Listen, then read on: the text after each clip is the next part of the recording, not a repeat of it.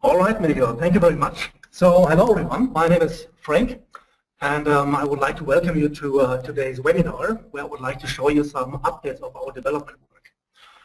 A few words about my person. So I'm COO and co-founder of Type, and in the 15 years since we founded Type, I had different roles in the management of Type. Currently, I'm heading as well the R&D and product team and the services and consulting team. So it's a bit a strange role. Today I have the CTO head on, and I would like to share with you a couple of new developments. Before my time at Hype, I've been a researcher and mathematician, and I'm still in love with mathematics. So this is still was a very enjoyable time, and whenever I have the chance to solve some mathematical problems, I'm really keen on doing this. So, what will we see today? As you might imagine, we're active in a wide range of areas. So, in every release, we're keen on improving the core software that we have in terms of user interface or the infrastructure, security, and so on. And we're also developing new features in many directions. And here's an overview of the different areas. But instead of giving you, so I don't want to try to give you a complete overview of the things that we've done, because in this case, I will just touch the surface. Yeah. Instead, I would like to show you 7 separate functions, 7 big features that we have developed or that we're about to develop. And I selected these features because they all address certain needs of our clients. So let me show you the list. These are the 7 new functions that we will visit, and we will take a closer look to them. So at the end, you pretty much know what they're doing and what they can do for you. Partly, they're already available. Yeah, so 2 of these we've developed in our Q2 release, so they're available since July. The others, they are currently in development, so they are ready with our Q3 release, so they're available in October. And there are also some features that are on our roadmap for 2016, which is not completed right now, but we have some good candidates, and this is one of those. Or they are in development right now, but we will finalize them in Q4. So it's a good mix. Some is available, some is pretty soon there, some is a bit later. So this is kind of the agenda, but I would like to turn this around. I don't want to go through these items step by step by features. Instead, I would like to walk you through the process and see what problems are they solving in the separate process areas. Before I start with that, I would like to introduce 2 things that we try to emphasize, especially with these 7 features. It's kind of our guiding principles in R&D. The first one is, I think you have heard of that before. Yeah, so listen to your clients. I think everybody would say, yes, we listen to our clients. What I mean by this is that really try to understand what are the problems that you have currently with innovation management, and what are solutions that maybe even work in practice in the offline world, and how can we transform them to the online world. And this is the second guiding principle. And I think the combination of those 2, this gives a lot of power. So the second guiding principle is that we are looking for best practices that work in the real world and transform them to the online world. And I think the best example here is our campaigns and campaign discussion that I guess you all know and you're all using. Campaign discussion is a good model in a meeting. In a meeting, you have a topic, you discuss things, you might bring up ideas and so on, and the same format is transformed in the online world. Yeah, so the idea is the same, but an online discussion works differently. Yeah, so you can open discussion for a much longer time, and the answers don't have to follow immediate. Yeah, so the mechanism is the same, but in detail it's a little bit different. And this principle is one that we have applied to solve different questions that arose in conversation with our clients. Good. So I think that this combination, listen to the clients and try to transform these best practices, is a very strong model. And yeah, let's see if we succeeded with that. I assume that you all know our Hype innovation process. Yeah. So this is the core, let's say the core element in our innovation religion. So whenever we do something, this is kind of the template, and in practice yours might look a little bit different, but I think the structure is always the same. It starts with a kind of definition of the innovation strategy. In most cases it's laid down as innovation areas. Then the activity is structured by innovation campaigns or idea campaigns. You have sponsors, they have concrete problems, they need the help of a wider audience. So they ask a question, online question. You have the online activity of a wider community. People are submitting ideas, discussing things, submitting ideas. And at the end of the campaign, these ideas are taken, evaluated, some are selected, some might be directly implemented. If they're bigger, you would like to create projects, innovation projects. In most cases, before you start an innovation project, you need a more detailed description of the project, which is the concept. Yeah? So these 5 elements are, in our understanding, they play an important role in every innovation process. Now, let me add here 7 issues or 7 problems that you might have. Yeah? So the one desire that we would like to address in a moment is, I would like to add more content for inspiration to my campaigns. Yeah? How can we achieve that? This is one problem that we look in a moment. Next one, I would like to generate many ideas in a very short time. Yeah? So the campaign is typically open. Well, a very short campaign, the idea jams, they run for 2 days, 3 days, but this is really short. Typically, a campaign is open for 1 week to 3 weeks. If you need something much sooner, with much more time pressure, you might want to use something else. So there's another desire. The third one, you might discover that your discussions are going okay, so people are participating, but the outcome is not so productive. Yeah, it doesn't help you as much as you would like to have it. What can we do here? The next problem that you would like to address in a moment is, maybe you would like to evaluate ideas, but you're not interested in concrete numbers. You just want to see what's the rank. Yeah, how can I solve them? Which is the best? Which is the worst? Just how can I rank them in a very efficient way? Yeah, so we'll address that in a moment. Next one, I would like to filter my ideas for evaluation. So maybe I have a cascade of evaluations. So I start to take all my ideas and make a first triage session where I just very quickly throw out all those ideas that are not really matching. Then I do a second session where I create scorecards for these ideas. Then I make a third session where I make a sponsor rating and so on. And I would like to filter easily from one session to another. Yeah? So I would like to do this very conveniently.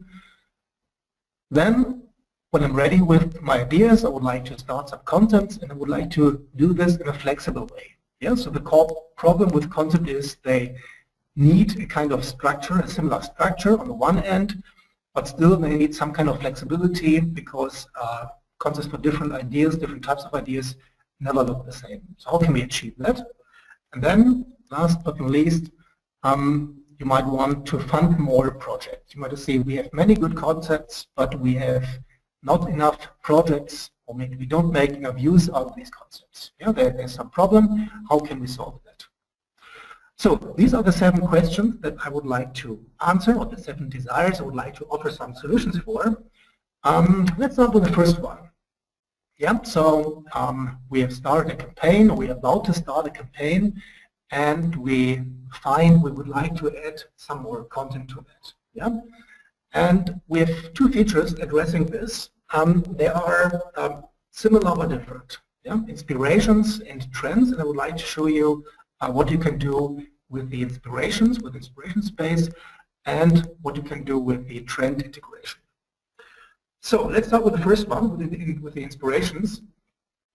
I guess you might recognize this, this picture. This is the start page for a campaign. You see we have a campaign banner, a title, it's very prominent. And then you have a campaign description. And typically the purpose of the campaign description is to make very precise list of things that you would like to see in the campaign. Yeah? So what is your need? Why is the need relevant? And what is the outcome that you're expecting? Yeah? So this is the campaign description.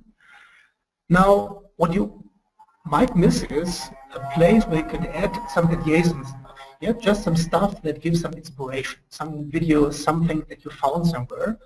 And this is not a good, it's not a good place to put this in the description. Yeah, so for this purpose, we created a new area. It's this inspiration space, and when I click on this tab, then we arrive here in this area. So this is the inspiration space. The inspiration for us, it's a lightweight piece of information. Yeah, it's nothing. There are no definitions. Basically, everybody can create this stuff. There's no academic approach behind this. Could be something that you found on the internet, some video, could be some research paper, could be some thought, some customer or some competitors' products. So anything that you think that can create or foster new ideas, inspire. Yeah, you could even use some viral mechanism to do some guerrilla marketing for your platform. You could update this stuff. You could add another inspiration every day, announce this, so to make this platform attractive. So this is the purpose for the inspiration space. Let's take a look how this works. So these cards represent an inspiration. So here we have, we see 4 in the first row, and they're comprised of images or videos, plus some describing text. And we have added some community activity capabilities. Yeah, so you can vote on these inspirations, or you can discuss. We can like them, yeah, good one, yeah, to share with others which one are the ones that look good. You can bookmark them to recognize them later, or you can build directly new ideas on these inspirations. Yeah? If you see something, say, okay, this inspiration helps me to come up with a new idea, just press on this plus sign, and then you can create a new idea based on this inspiration. Let's take a look. If we click on these inspirations, then we get when we jump to the detailed page, for this inspiration, we see here's more space for the picture, for video. We see in the lower right, we have similar inspirations, so we can basically browse through this space, and this is intended. Yep, so it's just, we should be attracted to this area, and then we jump from one inspiration to another in the hope that we put the link back to the campaign and the campaign ideas. So yeah, if we scroll down, we see we can do many things with this inspiration. We can email them to others. We can again create new ideas here, and we also can add our comments here to discuss these inspirations. Yeah. So the basic idea here is to give a space to your own availability, where the innovation managers can add whatever they would like to. Yeah, so they should be free to add YouTube videos, own videos, pictures, and so on. And the purpose is to foster, to inspire people for new stuff. So how do trends relate to inspirations? Yeah, so as I said, inspirations are there, but they have basically no boundaries. Yeah, so no academic approach. Everything is allowed. They should drive unpredictable or new thoughts. And also another component is the internal marketing. Yeah, so they might have an entertaining or element or attract participation. Now, in opposition to this, trends have a very clear description. Trends should describe future developments. Yeah, a trend tries to predict the future, and it's hard to come up with them, but they have very high influence on our business and our innovation. Yeah, so if we follow the right trends, this might help us to come with the right innovations. If we follow the wrong trends, if we do a bad job at predicting the future, then this might put our business on danger. Yeah, so this is they have very high potential or they have very high influence on success and failure. Typically, trends are created or produced by experts. Yeah, it's nothing that everybody can do. You would spoil your trend database if you would open this to everybody. So typically you have experts, and they look around the world, try to capture trends and try to fill some database with it. The clients that have their own trend management, they really have quite a large team. Yes, it's not a job that you can give to a student or just one person that does half-time. We see really big teams, for big corporations of course, big teams with 50 or 80 people that have the task being trend scouts, looking around the world, finding trends different sorts. There are many clients that cannot afford this or don't want to afford this. They're looking for an agency that do the job for them. And we're very happy to have a partner in our network called Trend1. And Trend1 is an agency. They are based in Hamburg. And they're one of the leading agencies to do trend research and maintain a big trend database. So Trend1 is doing the job for collecting trends with many clients that already have a business relationship to them. And we have built an interface. So what I will show you in a moment is trend integration in our platform. This trend integration can be filled with Trend1 content. Yeah, so Trend1 has a huge database with, I think, 25,000 trends of different types. And the complete trend database of Trend1 is incorporated in the Hive system if you have this integration. And it's not static, so they're constantly working on this, so they have a huge number of small, big, medium-sized trends updates every month. Yeah? And I think they do this even on a daily basis, so every day you see new trends are trickling in and can be used. So this is a very powerful source that many of our clients are using and which are looking for this integration for quite a while. So now we have it there. Good. You might have seen it. Typically trends are separated in different layers. Yeah, so there are mega trends. Mega trends are large developments in the society. They're kind of the overarching classification of trends. Then below that you have macro trends. They're smaller, and micro trends are the lowest level. And the interesting thing is that there is a very good match between the trend universe, these three layers here, and the innovation universe of Hype. Yeah? So the mega trends, they pretty much reflect the strategic innovation areas. The macro trends, they're pretty much on the level of campaigns. Yeah? So for you, you're looking for big problems, and macro trends could give abstract answers. And micro trends, they're pretty much on the level of ideas. Yeah? So they could really offer a concrete solution to problems. So this is very helpful. And this was also the reason for us to say, this gave us good help to structure the integration. Yeah? So the megatrends could help to illustrate the scope of strategic innovation areas. The macro trends could set the stage for idea campaigns. Yeah? They could clarify what does the campaign manager mean. Then we have the micro trends, and they are very good to inspire participants to find new ideas. Yeah, they could take a microtrend and transform this directly to a new idea by applying this to a certain business. Good. Then overall, of course, it's increasing the attractivity of the platform because it's fresh new content. It's really fun to browse through this trend database. Yeah, we'll take a look at this in a moment, and I hope you see why we're so enthusiastic about that. Good. So let's go back to our campaign.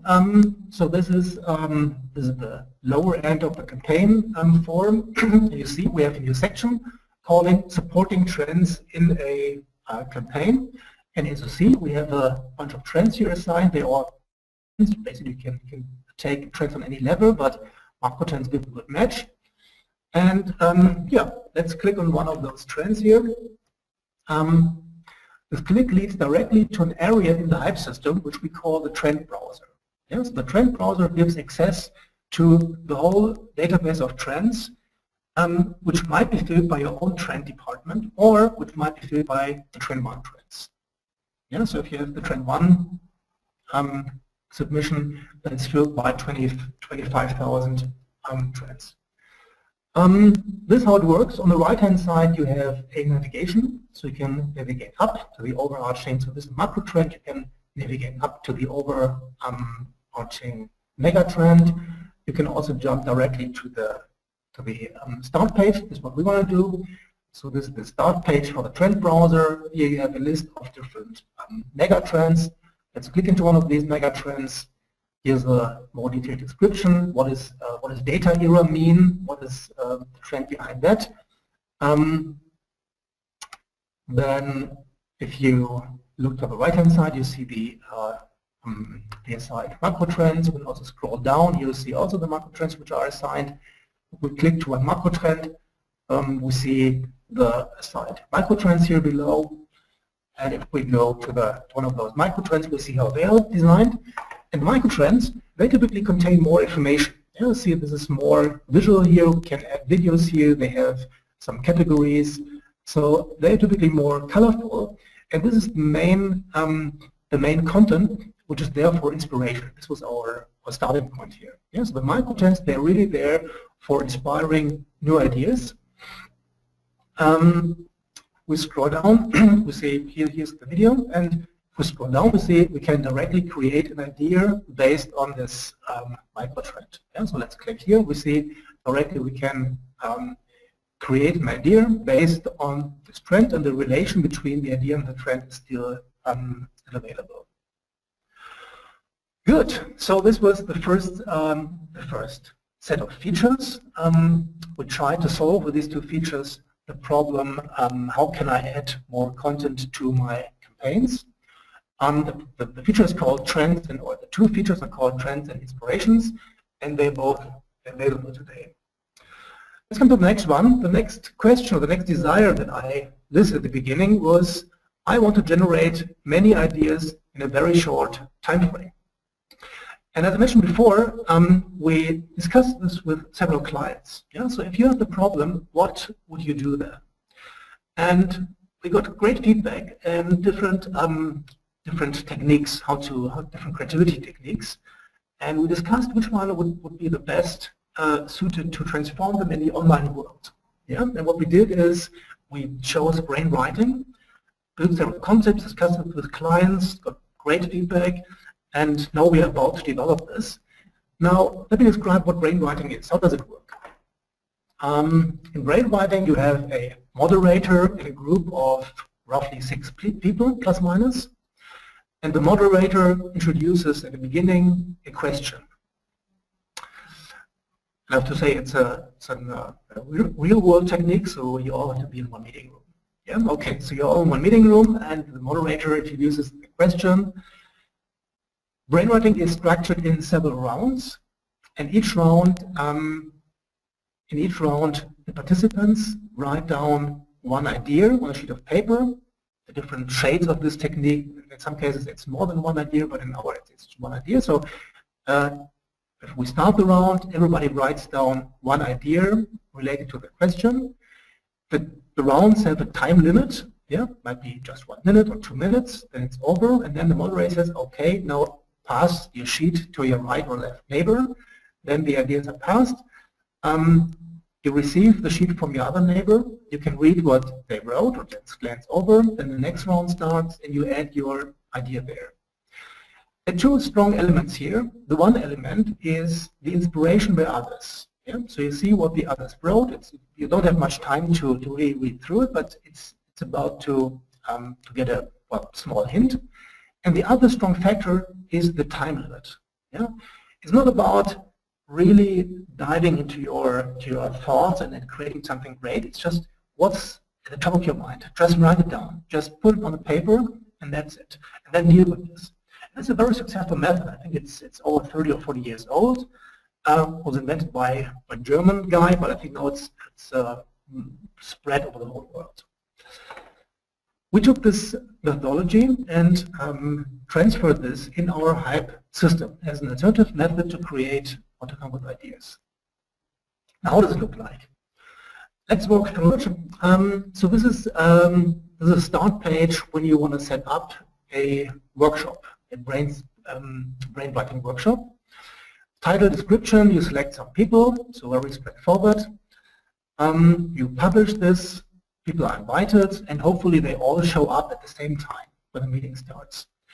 They don't have to meet in a meeting room. They can do this all online. Yeah, so wherever they are, they just click on the link, and as you are now receiving my voice on my screen, they also would sit in front of their screen and see their start page.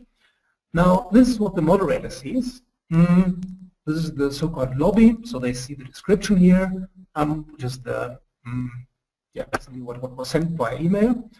And on the right-hand side, we see who is online. Yeah? At the moment, the moderator, Jessica Sanders, is the only one who is online, but as soon as we have more participants, we see that this list grows here. So let's go to the agenda.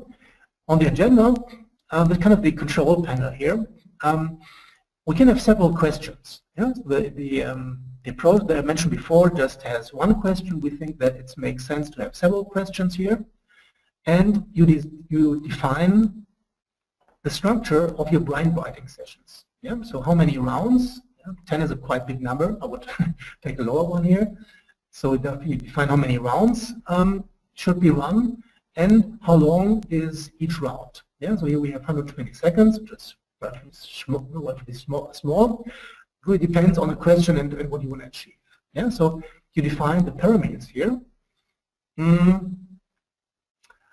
And the idea is that once you've started this all runs without any activity of the moderator. Yeah? So the software starts a round, everybody can write down answers, it stops the round, takes the answers, shuffles them, gives answers for inspiration again to other people, and then starts a new round. Yeah? So let's see how this looks like. So here we have 3 questions prepared. Let's activate one. Activating means that now the participants can see this questions, or this one question, the first question here, but they cannot do anything. To start the brainwriting session, we just click on the start button, and then we see we have the panel here at the top. We can monitor the progress. We see which round is active. We see how many submissions have been done. You see how many time has elapsed in the current round. Yeah? So this helps you control the session. Now, what does the participant see? This is the page of the participant. They see the question at the beginning. So this is the earlier stage here. And as soon as the moderator starts the brainwriting session, you have a field here where you can add your answer, submit it. And then the next round, you see here you have the feedback from the others. Yeah? So feel inspired by this answer. This answer has come from an earlier round by someone else, and this is given to you as kind of inspiration. So this is how the brainwriting session goes. It's pretty much the structure is very similar to the one in the meeting room, but of course it's different because this is an online technique. Yeah? We've tried this out ourselves, and I've also conducted test rounds with our clients. We think it's very successful, and we're very much looking forward to see further feedback. Let's see what the moderator sees while the answers trickle in. So the moderator has a list of all answers here. Sees who submitted this answer, which round it was, and so on. The last step of a brainwriting session typically is, at the end you have a huge bunch of small answers, small, let's say, idea fractions. And often they are really incomplete. You write something, you're not ready, maybe you write something you're not happy with the form, you just wipe it out or try to wipe it out. So it's not really perfect, and this is on purpose. The purpose is that it's a very quick method to come up with creative stuff. So at the end, you need some post-production. You need to take these answers here and try to weed out what is not needed. Maybe you need to cluster these things to produce the right results. One important thing here is to cluster them.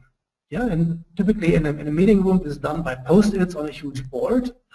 We've also a clustering wizard here, where you have a bunch of buckets. You can create more new buckets, you can delete buckets easily, and you can recombine these answers to the buckets just by drag and drop. You drag one or several answers, can put them in the bucket, then you can click on the bucket, which filters the content. You can move answers from one bucket to another. So this should be a very lightweight tool, which is similar to what you do when you have many post-its and you try to arrange them in groups. Good. So at the end, you you can just take the outcome, export it to Excel, then you are ready. But you can also move this to ideas into campaigns. Yeah, so this enables you. You can use this as kind of the core input, the seed input for a campaign, and then start a campaign and use this content as kind of inspiration. Or you could start a campaign just in discussion mode. Yeah, so this would be the content, and you start a campaign in discussion mode so others can comment on these answers here. So different options about what you can do. The main purpose, as I said at the beginning, is to come up with many ideas in a very short time and to kind of transfer the creativity technique, brainwriting, into the online world. As a kind of outlook, this is, we introduced here the concept of the online workshop to our platform. And we have a couple of more types of online workshops in our backlog. Yeah, so we think that at the moment we have the brainwriting online workshop, but we think that there are other workshop types that we, in a similar fashion, can be transferred from the real world to the online world. Yeah, so there's just an outlook that we plan to extend this pattern. Good, so this was brainwriting. It's something that we are currently working on. It's a pretty mature stage, so we plan to release this end of Q3, so it should be available in October latest. Good, so this was the second one. Let's go to the third one. Third need. The third need is, I would like to increase the quality of discussions in my campaigns. Yeah, so maybe people participate, but maybe if you look into detail, you're not really happy with the quality. And here again, we applied the same pattern. We took a look at the real world, which we talked to clients, how do you solve the problems in meetings, in other contexts, and then we tried to transfer the solution in the online world. To give you an idea, take a look at these two guys here. So the one on the left-hand side, this guy is really enthusiastic. Yeah, so this idea can change the world. He's really believing it, and he's so enthusiastic. But the other one is not. Yeah, so we've never done it before. It will not work. Yeah, and the result is, okay, you just don't understand me. So this is a good example of a discussion, which is not a discussion. Yeah, so these guys do not understand each other, and the core problem is that they have fundamentally different perspectives. And this was discovered quite a while ago by Edward de Bono. Edward de Bono wrote a book back in 85, 86, where he took this approach to say, if we are in a discussion, we all can take different perspectives. And it's important to make these perspectives explicit. Yeah, to say, I explicitly would like just to talk about my enthusiasm. Or we should add to the discussion more facts. Yeah? So this core contribution is to say, let's make these perspectives explicit and then work with this. Here's an overview of the 6 thinking hats method of de Bono. Yeah, so he's using this metaphor of a hat, and a person or workshop participants can put on these different hats, and they have all different colors. And this is the de Bono definition. Meanwhile, there are other concepts. Yeah, and our concept is also, it's more generic. So we're not fixed to the 6 thinking hats method, although this is, of course, the pattern that we are following. The white hat, just to give you some examples, the white hat means it's a data-driven position. Yeah? So we just want to talk about facts. What are the numbers? What's the truth? What is the case? No beliefs. The red one, the red perspective, is just the emotional side. Yeah? There's so many discussions where we don't know the facts. It's about the future. What will our clients like in 2 years' time? We need our emotions, our beliefs, our gut feeling to put it in the discussion. And it's important to flag this in the right way. Yeah? And explicitly saying, I would like to wear the red hat, I would like to take explicitly an emotional perspective, helps to not to confuse the different perspectives. Okay, and then there are the other hats. So altogether, these are 6 hats, 6 thinking hats, and they all have different colors. Now, how are they used? The use is typically that in a workshop you can say, I explicitly take a perspective, is one use. The other one is that the moderator can ask for perspective. Yeah, the moderator can say, we need more emotion here. And the third one is that you really say, let's just focus on one perspective. Let's only discuss what is this, what is our skepticism Yeah, where's the audience? Yeah, why can't this work? Black perspective. So this is how it works in the real world. Now we've taken this and transferred this into a hype system. Let's go to a campaign idea. Yeah, so this is a simple campaign idea. If we scroll down, we see this is an ordinary discussion here. As you might remember, we have different people here with their icons, and they do something here.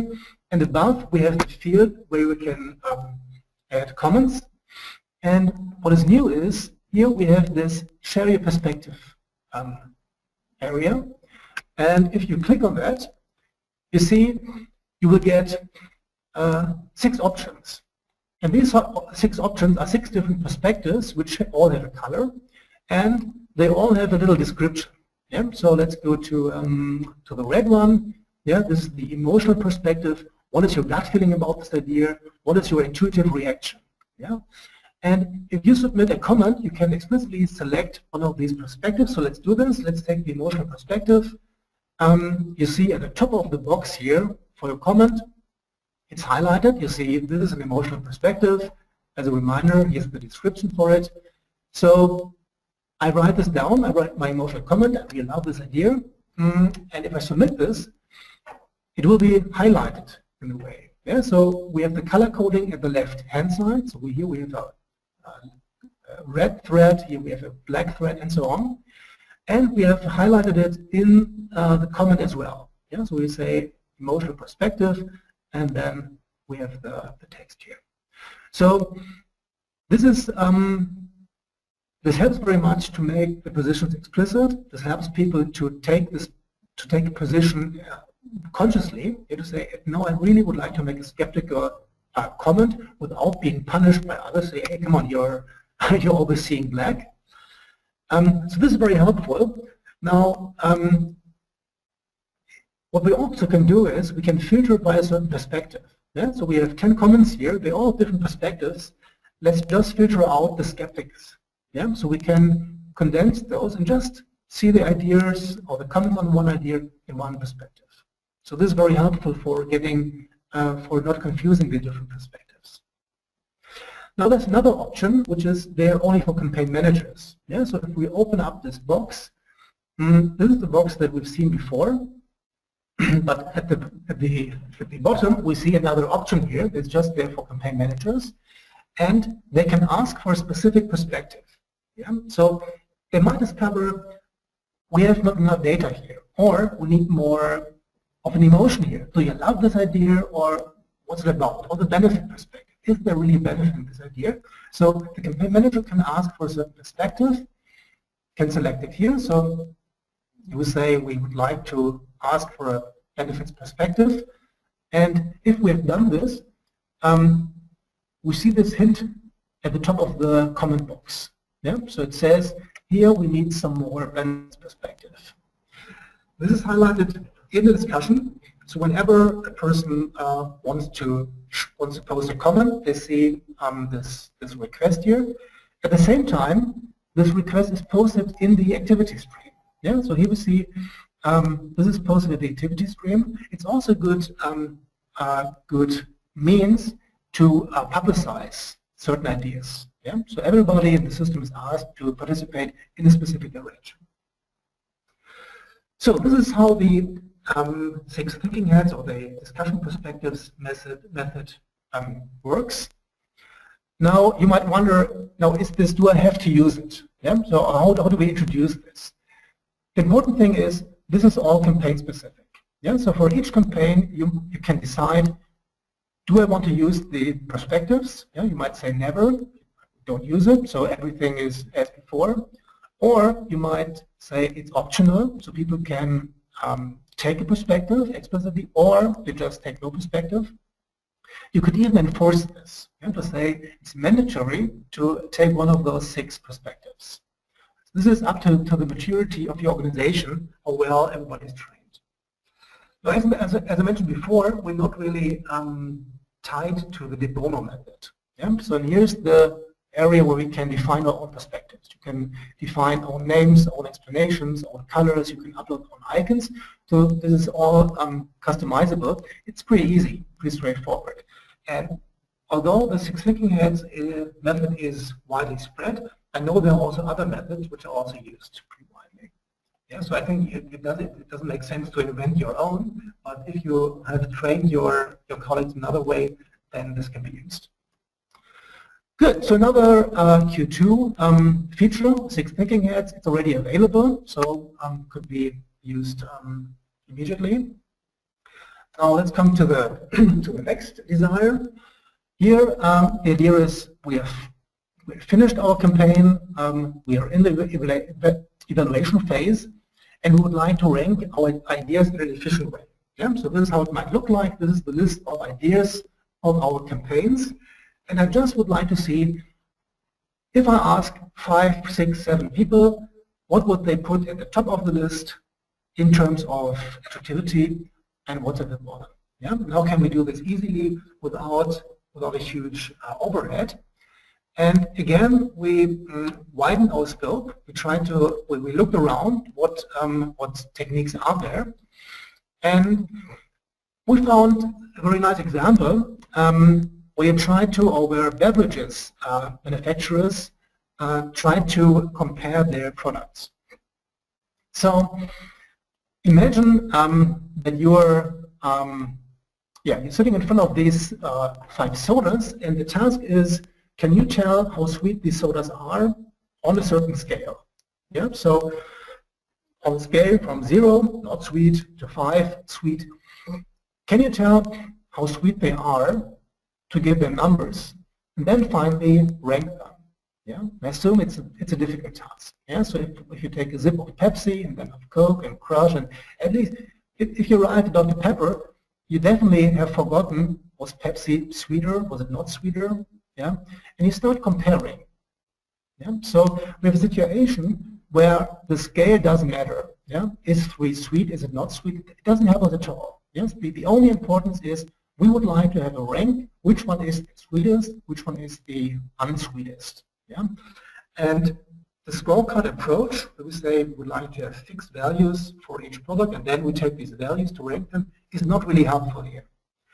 So what we can do here, and what also beverages manufacturers are doing, is they make a one-by-one comparison. Yeah, so these techniques, they're called pairwise or head-to-head ratings. We call it pairwise rating. So you conduct this way. You take 2 samples, let's say Pepsi and Crush. A person takes a sip of both, and immediately they can say which one is sweeter. Yeah, so Pepsi might be sweeter. Yeah, so this sign should say Pepsi is sweeter. Then you take 2 others, let's say Coke and Mist, which one is sweeter here, and you continue this. Yeah, so you do a number of one-by-one comparisons, and at the end, the idea is that you take all these comparisons and some mathematical magic, and this mathematics should give you the right ranking. Yeah, so the ranking that respects all these single decisions here. Good. So this is a technique which is known for quite a while. We have modified this quite a bit because we don't have beverages, we have ideas. So this is how a comparison would look like. On the left-hand side we have one idea, on the right-hand side we have the other idea, and the task is to compare these two. And we made 2 changes. One change is that we have not only one dimension, like sweetness, but we have more than one. So in this case we have movies here, so we could ask which one is more entertaining, better for families, more famous. So 3 dimensions, we ask 3 questions at once. And we are not binary. Yeah? So we don't say left one is more entertaining than the right one, but instead we have the slider here, and we can use it to slide from left to right. So how does it work? So at the beginning, we would read through the different ideas. Maybe the information is not sufficient, then we can click on the Show Details button, and then we see the complete idea below this form. We can also switch to the left side, then we would see the details of the left idea. And then we would take the sliders here and, well, just slide them as our gut feeling tells us. Yeah? The important thing is accuracy is not needed. Yeah? So this is absolutely not required here. Just do what you think. Yeah? This one is a bit more entertaining. They're both not good for families. and Highlander is much more famous than Grimm. Yeah? So this is how the comparisons are conducted. Now, how do we integrate this in the platform? Yeah? And the basic idea is that this type of evaluation, the pairwise session, is basically, it has the same structure as our evaluation session as you might know it from before. Yeah? So we just extended the evaluation wizard. It has the same structure. We can walk through it. So if we say create new evaluation session, now you have two options. You can say create new scorecard session as before, or you can say I would like to create a pairwise session from scratch. First you select the ideas, yeah, so nothing has changed. Now you create the rating criteria. Yeah, you need to take care that the question is put right. The important thing is for the mathematics behind it, they all must phrase positive things. Yeah, so better for families, more famous, because they should all point to the same direction. And you can also watch a preview. Yeah, so this is the preview, because the important thing is this phrase here, these questions should be understandable intuitively. Yeah, so no big explanation should be required. Okay, so we have our review, and well, now we can select our evaluation team. Let me add one comment here. As you might, as you could understand, is that if you have a certain number of ideas, let's say we have 100 ideas, and if you just take 10 comparisons, this is not helpful. Yes, the important thing is how many comparisons will give us a good value, will give us good results. Yeah, so here we have built in some recommendations. Yeah, so we say we recommend a coverage factor of 3, which means if you have 100 ideas, you should take 300 comparisons. Yeah, so we have some comparisons, some recommendations here. I will go into detail more in a second. So basically here you select the evaluation team, and then you can track the progress. All the evaluators have their own relation space where they see these comparisons, as I showed you before. And you see how many of them have already done their job. You can send reminders here to speed them up a little bit. Good. And at the end, when you have enough comparisons, you can see the results in a fashion that you might recognize from the evaluation wizard. For each question, you have a score ranking from 0 to 100, and the score reflects the rank. Yeah, so this the maths behind it transfers the comparisons to this ranking here. You can sort it. Yeah, so you can see what is the rank or what is the right order if I just consider one of these dimensions. You could also take the total, and you can also take the weighted total. Yeah, so here we have 1, 1, 1. You can also add different weightings and then inspect the total and then rank it here. Yeah. So this is a very helpful tool to if you just want to see the rank of ideas, and if you're not interested in specific values. Yeah. So if you're interested in what is the estimated time of implementation, what is the estimated cost of implementation, then you really would like to have values. If you just want to see which one is sweeter, which one is more risky, things like that, then this pairwise is a very helpful tool, which we already have tested, and we made a very good experience with that. Now, you might still ask, how reliable is this? Yeah, and I just would like to show you this graphics here. We did some complicated test setup where we took some random ranking of the ideas. We created some random evaluations. We simulated the test, and then we compared the input and the output. We compared how many ideas that have been in the top 25% in the beginning stayed in the top 25% at the end.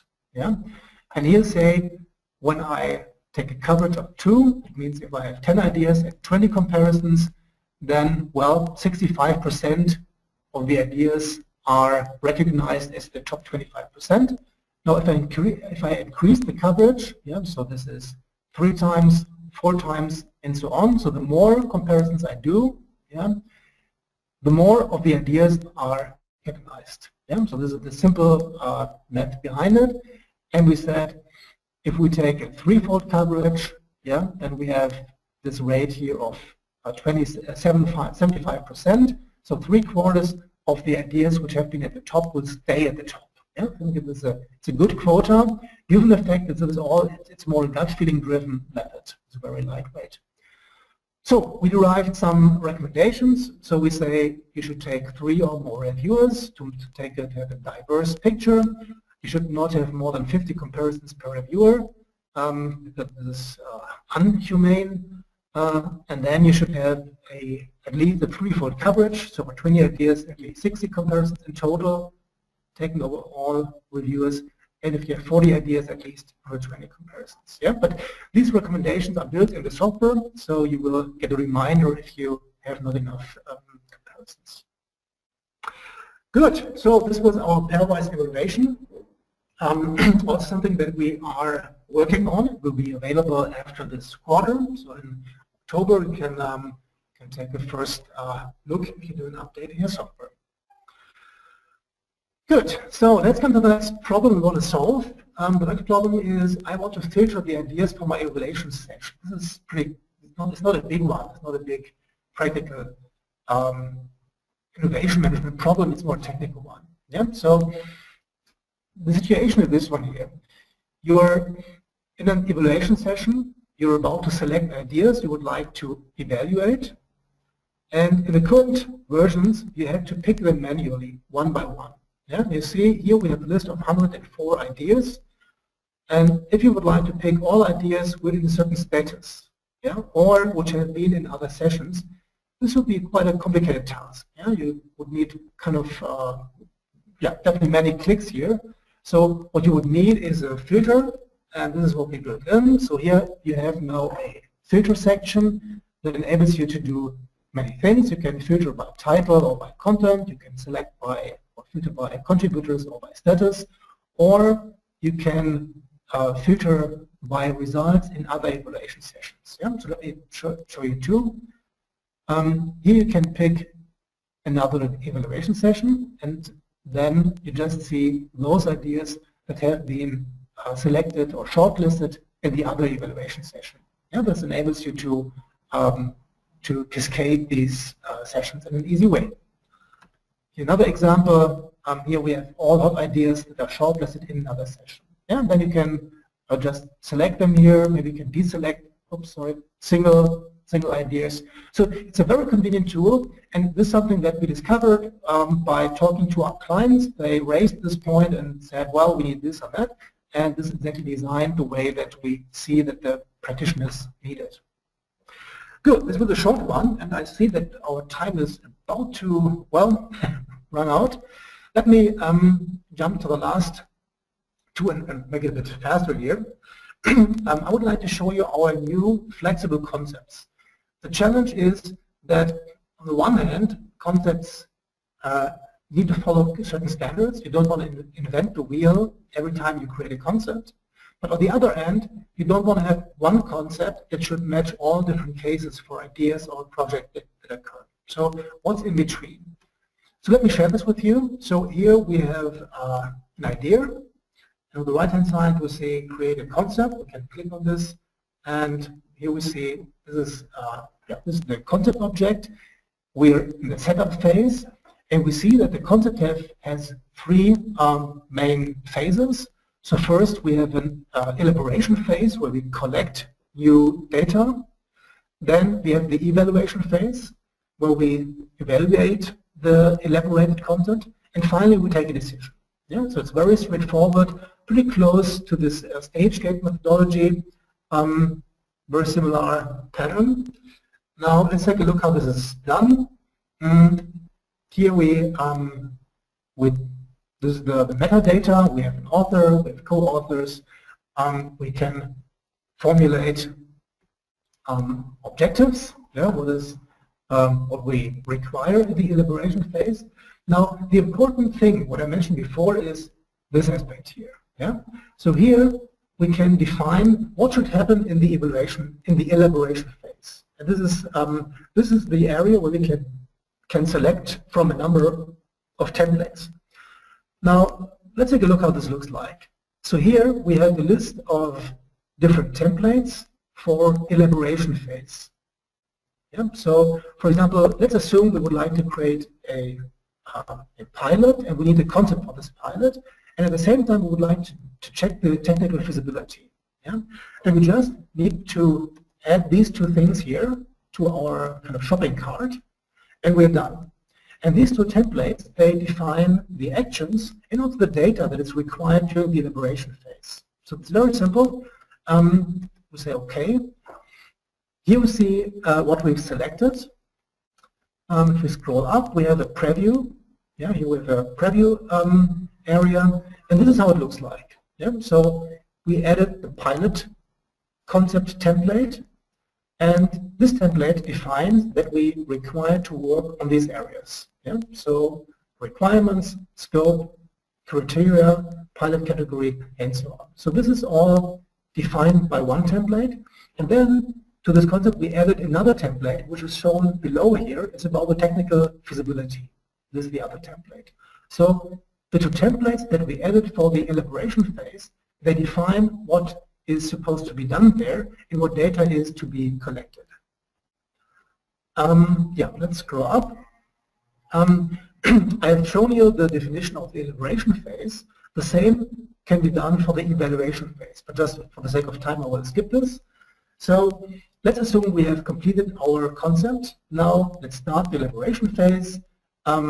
The elaboration author, or the concept author, is contacted, which is Alexa. She logs on. Now she can work on the concept, and she sees, first she sees the objective that we have written down, and she sees also the form that we have defined via the templates. Okay, then she can forward the whole thing to the evaluation group. They do the same thing. They fill out the evaluation forms. Here's an example how this could look like. So here in the evaluation phase, we have two templates, one legal questionnaire and one concept assessment with different templates. And this all is taken now to decision. And finally, as it's typical in these stage gate phases, we can say reject, rework, shortlist, and postpone. Good, so this was a pretty short time, how these concepts can be applied. Let's take a very short look to the definition of the concept template, because this is really crucial that you can define your own template. There is no limit in numbers and no limit in the pattern that you can use. So here we are in the back end, and here we have the templates for concepts, and we see we have a list for the templates for the elaboration phase and a different list for the evaluation phase. Yeah, so two different sets of templates. How can we define them? Let's click in one of these templates here. Title, description, okay, that's clear. But basically, we design the templates by selecting and configuring a number of fields. Yeah, so here we could add checkbox. If we select this, we can add name, explanation, some text what's supposed to be done. We can even add some values here for some computations. And we could even use translation here. Yeah, so here we have German and English version of this template. So here we have added this, and now let's see a preview. So this is how this template would look like if an author of a template, of a concept would use it. Yeah, so we see a number of text fields, here we see a selection field, and so on. So this is all designed by the Innovation Manager. And you could even give some explanation text, some sample text to make this more explicit. So these are the new concepts. The interesting thing here, to repeat what I said at the beginning, the ideas here and also the sketch, the concept for this new pattern is taken from our clients. Yeah? So we have had a very good session at our user forum in May and talked to, I think, 4 or 5 client groups. And they all gave us feedback how they work with concepts. We took their feedback to create it that way. So we're convinced that this is a very good pattern, and we hope that these 5 clients will be very happy with this new mechanism. Good. So adaptable concepts, we already work on them, but they will not be finished in Q3, but we will finalize them in Q4. So after Q4, you can use them. I know that we went over time. Just give me 2 or 3 minutes to come to the last thing. I think it's a hot topic. It's a bit spectacular, but we have had already many conversations with clients about this, and I really like this one. So the problem is, we see that we do not fund enough projects. How can we improve on that? If we see, how do we come to projects? We see that they start as ideas. Yeah, and let's take some number. Let's assume we have 120 ideas in our campaign. Then we do some evaluation, and we end up with, let's say, 10 ideas. And we turn these 10 ideas into concepts. Then again, we work on the concepts. We've just seen this. We have the elaboration phase. We have the evaluation phase. Then we decide what to do. And then finally, we decide to start 3 projects. Yeah. So this is how it goes. In most cases, these ideas, the 110 ideas, we didn't spend too much work on that. Yeah. But the 7 concepts, we did spend some time here. Yeah. And the question is, what's wrong with these other concepts? Yeah. Let's call them the second best concepts. Yeah. Those which are in the middle. Yeah. We really spent some work here. How can we make sure that they also go to projects? Yeah. And if we ask what's wrong with them, yeah, so it might be the case that we only have funding budget for 3 projects. Yeah. Or we're lacking the right experts. Yeah, but we need special expertise and we don't have them in our team. We would need them from other teams. Yeah. Or maybe, and this is the very strong mechanism, maybe the project is hitting in a direction which is not only affecting a single department. Yeah? Assume that you have content in your hands, but you would not only the only area which benefiting, but a certain sales department and the marketing guys, they all would benefit too. Yeah? So why should you fund this on your own? You don't have the money, they don't know that this concept is available. Now, the idea that we have here is that we again take a pattern from somewhere else and try to transfer this in our space. And the pattern that we see here is the crowdfunding pattern. Yeah, you have the same thing. You have a great concept. Yeah, a person would like to create a Pebbles watch. Yeah, new type of hardware. It's very simple to describe this and make people enthusiastic about it, but you don't have the funding. Yeah, so for whatever reason, investors don't want to fund this. Then you make this public. Everybody can give some money, can fund the project, and if the funding is secured, if that's enough, then we can start the project. And we try to apply this pattern to the concepts in our platform. Yeah? So I have 2 mock-up slides here, how this could look like. And yeah, we're very keen on feedback, so if you think this is something that applies to your business too, I'm very keen to get your feedback and to get in contact with you, because I think this definitely needs some fine-tuning and some adaptation to the organizations. So as we see it, this is how we see this. We think we would like to add a crowdfunding marketplace. At this marketplace, we can publicize crowdfunding proposals. Yeah, they come from these concepts, which are not implemented. And these proposals, they all have some information on what is needed. Yeah? So they might need a certain budget, in this case $56K in dollars, or they might need certain resources, 35 days in resources. Yeah? And then we see how many days are remaining for the funding, because typically funding is a timely limited activity. So this just runs for a month or a couple of weeks. And at the top, we see the most important KPI. We see how many % of the agreed or of the required funding is already committed. So this is the basic idea to transfer this crowdfunding mechanism to the innovation management world. Let's take a look at the details page. This is how a crowdfunding proposal could look like. Again, we see how much is funded here. We see more details. We see the targets here, and maybe we see also more details of the target. We see it's not only money that we need, we need specific resources. Yeah? So we need 50 developers, we see 10 marketing days, and here we see we already have a commitment of 25 developer days from some department. We already see we have 8 marketing specialist days here. So we see this project is close to be funded. Now, the important question here is, who is allowed to fund? Yeah? So is this an elite action? Yeah? So this is something that just the managers with the big pockets can do. Might be the case. I think even if we just would open this marketplace or allow the funding just to those who own the budget and who own the human resources, even though even this scenario would be very helpful. But I believe that it would be a super strong proposition to give some kind of budget, some voting budget, to experts, to team leaders, to other guys that they can put on these projects, because then it becomes a kind of voting mechanism. Yeah, that people say, we think this project is worth being funded, and I even want to invest some money that I have from my boss to put on these projects. Yeah? And we really talk to clients that experiment with that, and they're very successful.